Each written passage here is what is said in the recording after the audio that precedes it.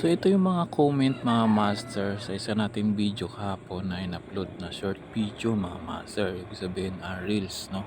So maiksi lang talaga yung video na ah, parang hindi siguro Yung pag rin nila ganong oras walang naiintindihan gaanong talaga may ano. So bumabiyahe. parang kulang pa yung mga Oo, comment nila. So ganito yun mga master, no? kaya nga ang So layo ito ko yung sa'yo eh, 1.2 bibigay ko sa inyo kilometer yung ata. full video o parang yung pinakang mahabang video yung nangyari doon sa EDSA, no? So Oo. tayo nga pala mga master ay so yun mga master, ito yung full video, no? So yung kaganapan doon sa pag Saka ah, medyo mahina pasok talaga ang natin sa biyahe EDSA. ngayon So dahil galing tayo dito bakasyon na ng eh. Quezon City General Hospital. Lalabas tayo ng EDSA and then mag-U-turn tayo kasi papunta tayo ng West Avenue. So ang EDSA mga master is 6 lane o 5 lane. So gawin na lang nating 4 lane. Hindi natin sama yung bus lane tsaka bike lane. So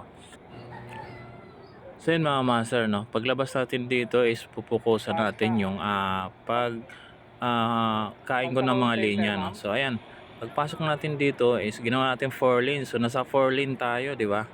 4 lane, then antay tayo ng pagkakataon para papasok tayo sa third lane mga Walang master, no? So holiday-holiday ayan, ma'am ah. pumasok na tayo sa third lane.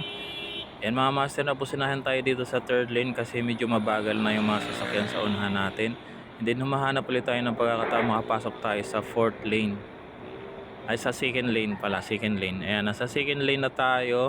Kung mapapansin mo mga master, yung bumusina sa atin mabagal siya kasi yung mga sasakyan dyan mababagal. At and then yung coaching gray, yan yung sa unahan natin kanina, mababagal mga sasakyan dyan dahil maraming sasakyan sa kabila. Ayan, nasa second lane na tayo. U-turn tayo mga master. Ayan, nag-U-turn na tayo. So yun mga master, kasi dyan sa Royal mga master is dalawang lane yung U-turn dyan, no? Dalawa yung lane na U-turn. So yun mga master, no? Dalawang lane kasi yung U-turn dito sa Royal Oo. mga master yun.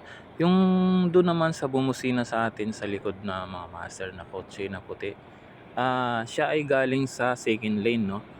Pasok tayo sa third lane at siya naman ay galing sa second lane at gusto niyang pumunta sa fourth lane. At binusinahan niya tayo dahil nga sa nagbagal tayo.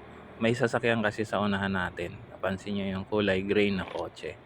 'Di ba? Tsaka medyo matraffic na yung unahan niyan diyan sa Royal kaya pabagal na yung mga sasakyan doon. So marami na sasakyan. Mismo siya na nagmamadali is hindi rin naman siya nakadiretso agad dahil nga sa mabagal na yung mga sasakyan sa unahan. Kasi hindi lang kita sa video mga master dahil hindi ako naka 360. So next time sana magkaroon tayo ng 360 para malinaw sa inyo mga master. Para makapag-comment kayo ng medyo maganda-ganda naman. So yun lang mga master, ulitin nyo na lang yung video, hindi ko na in-slow mo yan para malinaw talaga sa inyo.